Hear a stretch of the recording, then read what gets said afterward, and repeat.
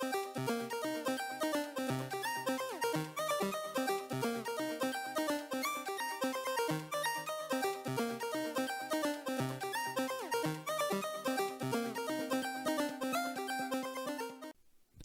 and welcome to Vision Denial and World Watch 2022.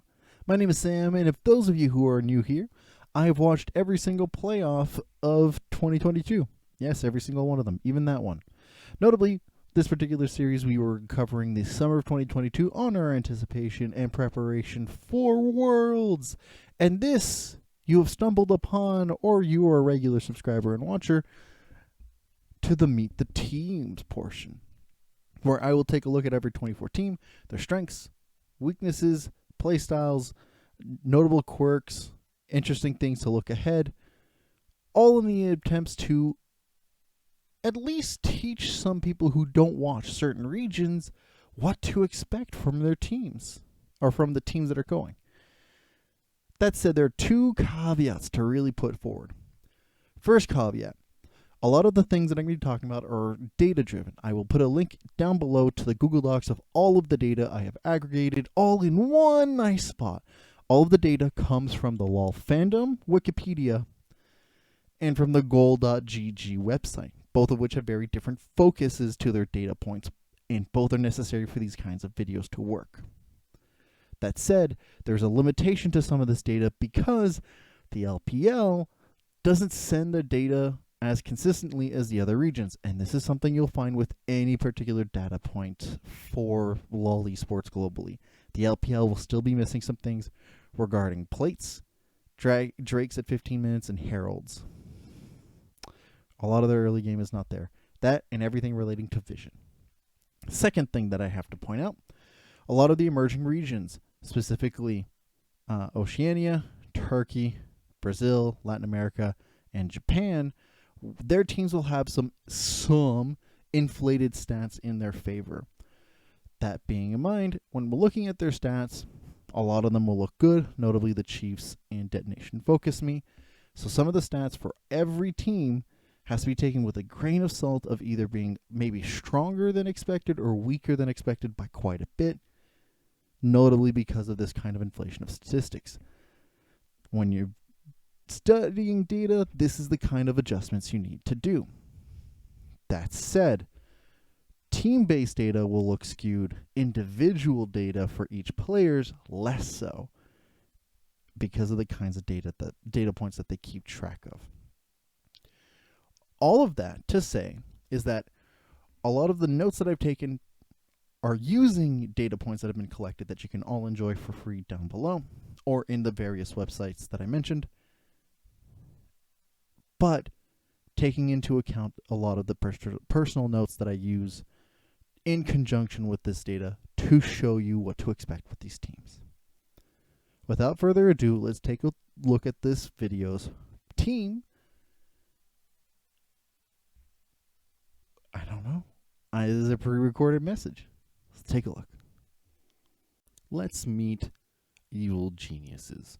The third seed out of the North American LCS. Evil Geniuses is going to be interesting, to say the least. Let's meet their coaches.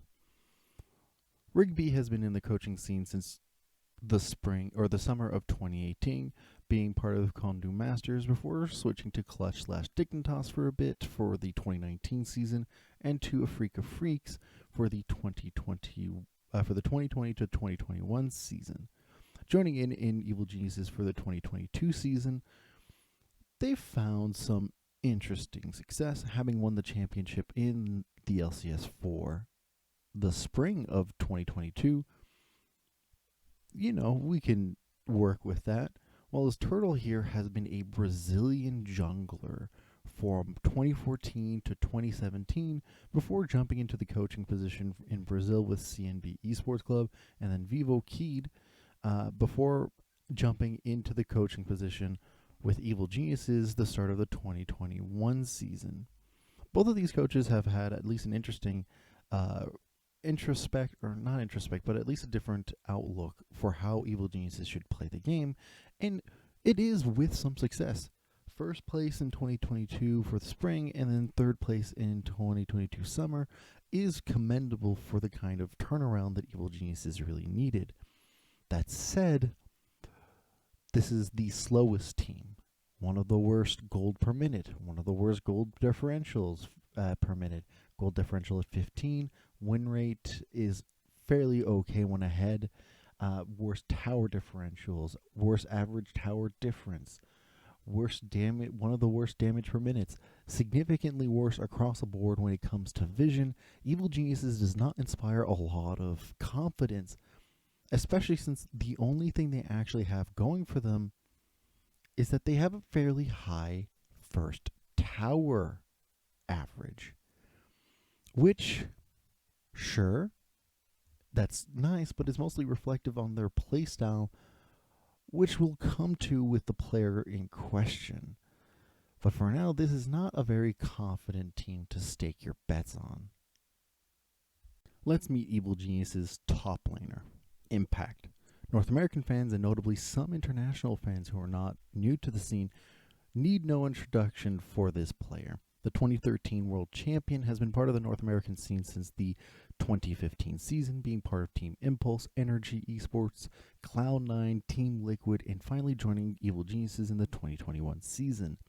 Impact is a rock for any team who requires somebody who is consistent and is able to keep up with any new players coming his way. Now, while looking at his stats, everything seems pretty middling and maybe under average, but something to note is his kill participation. He is a team fighter, joins his team regularly, and makes sure that his team is in a position to really succeed at any given point. He falls second when accounting for relevant substitutes. Third, if you allow Chintan to be part of that. Honestly, Impact being a solid team fighter and a split pusher really exemplifies the kind of drafts that Evil Geniuses likes to play with.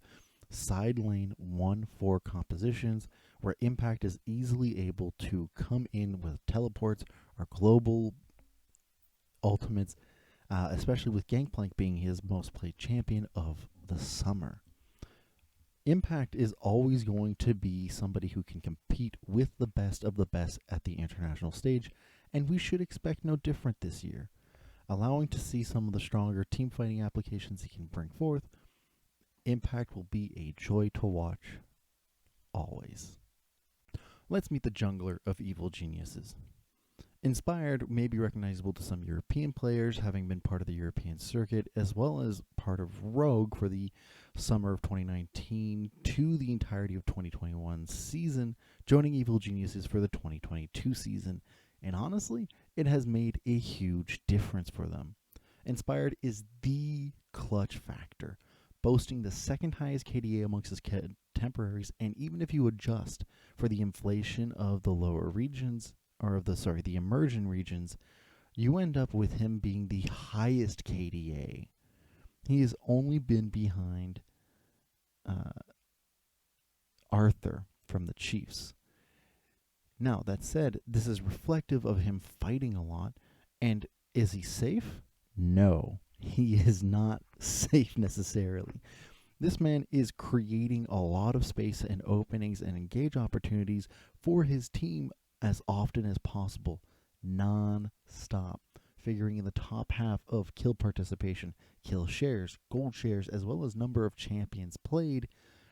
He is an incredibly flexible, consistent, and ongoing fighting machine. Evil Geniuses may not have Inspired as the star player of the roster, but he is the clutch factor of the roster. When push comes to shove, Inspired will find an angle and use it. It'll be very fun to see how he handles other junglers of the same caliber on the international stage, but given what we see, it would not be surprising if he fares very well. Let's meet the mid laner of Evil Geniuses, jojopyun. This 17-year-old Canadian player is making his debut year, the same debut year he qualifies for Worlds. Yes, this is a rookie, and honestly, a very impressive rookie given his first year.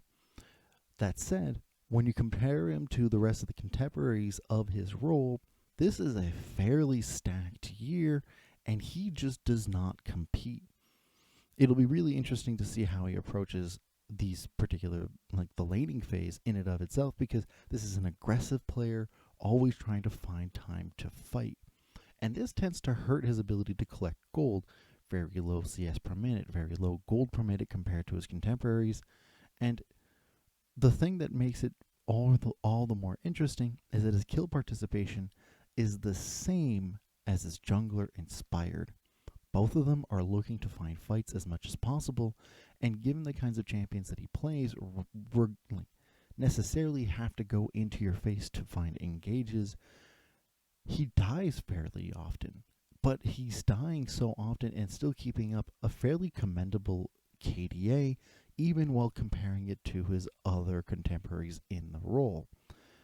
Jojopyun is no slouch, but I don't think this will be his year to really show the stuff, to really outcompete most of his contemporaries for the mid lane. But keep an eye out on this rookie. He's got something up his sleeve. Let's meet the bot laners of Evil Geniuses. Danny, having been part of the main roster for quite some time, was part of the Evil Geniuses program early in, but was a rookie starting in the summer of the 2021 season, and has continued to have this his full rookie season in 2022. Kaori, on the other hand, is not his rookie year, as he's been a long-standing player in the Turkish region of the TCL, being part of the Istanbul Wildcats supermassive blaze previously before joining Evil Geniuses in the 2022 season as a substitute. Now, there are some things to note. Danny is the main roster player, but due to some mental health things, we should temper expectations of how often he'll play, if at all, during Worlds, and Kaori will probably be playing a fair number as well. But because we only have a certain amount of stats for him in the LCS and only some in Academy, it is a much more fair time to compare both of them based off of what Danny has done so far. That said, Kaori has some impressive stats, mostly his CS per minute and his kill share percentages, but everything else for both of them falls far below average compared to many of the others in this role. And that's totally fair given how stacked this year is regarding bot lane. This is relevant mostly because Kaori did step up in a fairly big way that doesn't change hugely how Evil Geniuses play as a style, but does do things in terms of a draft. Where Danny has a lot more zone control, team fighting, Kaori's a lot much more of a skirmisher. And so pivoting either one will change the kinds of strategy Evil Geniuses go for on a micro sense, but on a macro sense does not change a whole lot. The amount of gold that they put into either one is still a very large share. And overall, just as a general practice, bot lane is a large focus of how Evil Geniuses likes to win their team fighting. Even if neither of these players are the clutch factor of the team, both are the star players of the team when necessary. So, either or, they're very serviceable for what the team needs in terms of consistency for what they provide, but they provide very different things on either case. Whether or not they both start melding each other's playstyles going into Worlds, we'll see. Let's meet the support player of Evil Geniuses, Vulcan. Vulcan, having been part of the North American scene since 2018 / the 2019 season, being part of Dignitas, then Cloud9 for 2 years for the 2020 and 2021 season, joins Evil Geniuses in 2022 with fairly consistent success. Vulcan is an incredible support given the situation he's in. Where his team's vision play is subpar at best, Vulcan does his best to making sure that his team stays alive. Many of his picks involve creating space, zoning as much as possible, and really emphasizing the ability to navigate the team fighting scenario to maximize damage for his teammates. His KDA spots into the top 5, his kill participation in the top 5, as well as the number of champs played, he is incredibly flexible. And that is reflected at least in terms of the ability for Evil Geniuses as a whole to draft these compositions that require use of space around neutral objectives. And Vulcan just takes it in. Engage, utility, enchanters, disengage, anything and everything Vulcan will provide.